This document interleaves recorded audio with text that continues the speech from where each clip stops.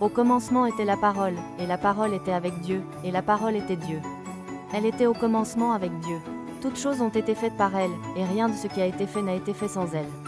En elle était la vie, et la vie était la lumière des hommes. La lumière luit dans les ténèbres, et les ténèbres ne l'ont point reçue. Cette lumière était la véritable lumière, qui, en venant dans le monde, éclaire tout homme. Elle était dans le monde, et le monde a été fait par elle, et le monde ne l'a point connue. Elle est venue chez les siens, et les siens ne l'ont point reçue. Mais à tous ceux qui l'ont reçue, à ceux qui croient en son nom, elle a donné le pouvoir de devenir enfants de Dieu, lesquels sont nés, non du sang, ni de la volonté de la chair, ni de la volonté de l'homme, mais de Dieu.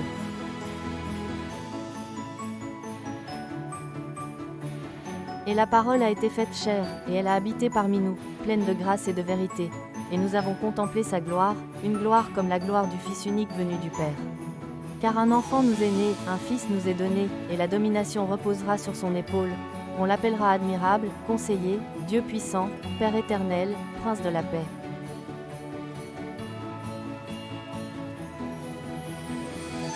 Ayez en vous les sentiments qui étaient en Jésus-Christ, lequel, existant en forme de Dieu, n'a point regardé comme une croix à arracher d'être égal avec Dieu, mais s'est dépouillé lui-même, en prenant une forme de serviteur, en devenant semblable aux hommes.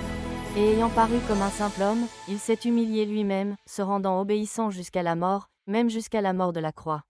C'est pourquoi aussi Dieu l'a souverainement élevé, et lui a donné le nom qui est au-dessus de tout nom.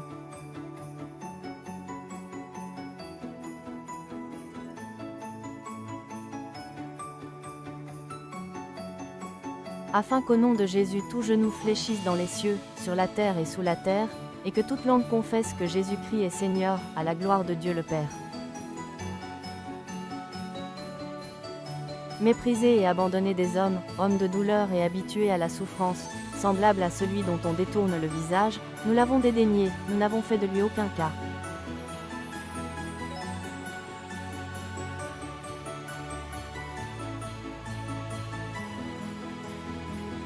Cependant, ce sont nos souffrances qu'il a portées, c'est de nos douleurs qu'il s'est chargé.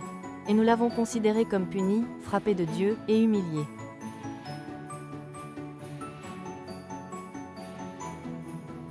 Mais il était blessé pour nos péchés, brisé pour nos iniquités. Le châtiment qui nous donne la paix est tombé sur lui, et c'est par ses meurtrissures que nous sommes guéris.